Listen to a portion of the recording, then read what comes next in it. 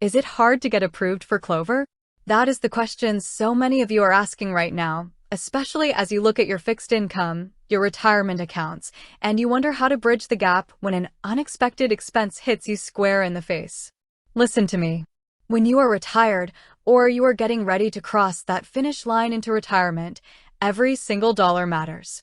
You do not have room for financial mistakes, and you certainly do not have room for high-interest traps.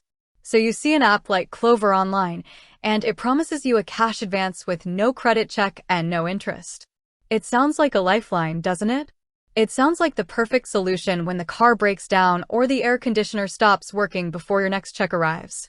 But before you go downloading anything on your smartphone, we need to stand in our truth and look at exactly how this works, because the real question isn't just if it's hard to get approved. The real question is whether you can even qualify for it at all in this stage of your life. I want you to understand the problem here. The problem is that life does not care if you are on a fixed income. Expenses do not wait for your monthly schedule.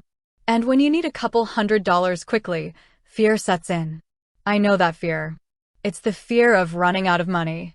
It's the fear of having to ask your children for help, or worse, looking at a high-interest credit card or a predatory payday loan that will strip you of your hard-earned security. So you look for alternatives. You find Klover. And you want to know, is it going to reject me? Is it going to hurt my credit score just for trying?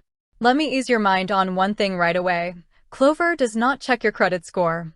They don't do a hard inquiry. They don't do a soft inquiry. It will not touch your credit report.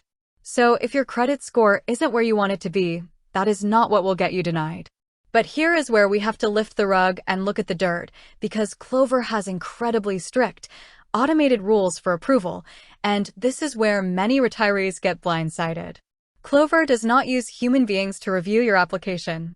An algorithm looks at your bank account, and it is looking for very specific things. First, you must have an active checking account that is at least 90 days old and in good standing. No savings accounts allowed. Second, you must link that account through a system called Plaid. But here is the giant hurdle for anyone in retirement. Klover strictly requires that you have at least 3 consecutive, consistent direct deposits within the last 60 days from the exact same employer. Did you hear what I just said? From an employer. This is the question that breaks my heart, because so many people assume income is income. But Klover's system is specifically designed for traditional W-2 employees who get paid weekly or biweekly. If you are retired and your income comes from Social Security, a pension, a 401k distribution, or an annuity, Klover's automated system will almost always reject you for a cash advance. They do not recognize government benefits or retirement distributions as qualifying payroll. Even if you are doing gig work on the side to make ends meet, like driving for an app or doing freelance projects, Klover does not accept that either. They do not accept cash deposits, paper checks, or transfers from apps like Venmo or PayPal. So, is it hard to get approved? If you do not have a traditional job with a regular biweekly paycheck of at least $250, it isn't just hard, it is virtually impossible. The algorithm will simply say no, and there is no customer service agent who can override it for you.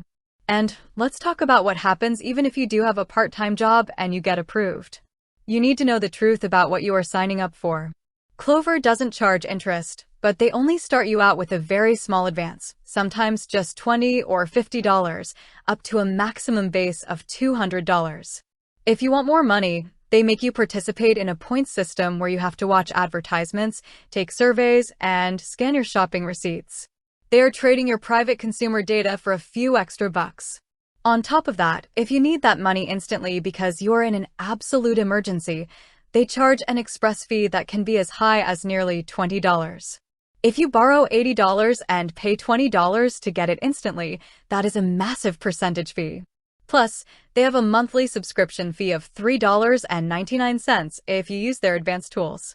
You must ask yourself, is this true financial freedom, or is it just another loop in the cycle of living check to check?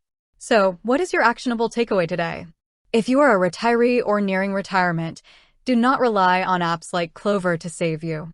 Instead, I want you to create your own safety net so you never have to beg an app for $20. First, if you are still working or just transitioned, You need to establish an emergency cash fund that sits in a traditional local bank or credit union, completely separate from your daily spending. Even if you can only save $5 a week, you build that wall of security around you. Second, if you are facing a true emergency right now with a utility bill or medical expense, do not turn to technology that isn't built for you. Call the company directly. Utility providers and medical offices have government-mandated hardship programs and interest-free payment plans specifically designed for seniors and retirees on fixed incomes. They will work with you, and it won't cost you an express fee or your private data. Be strong, be smart, and secure your own peace of mind.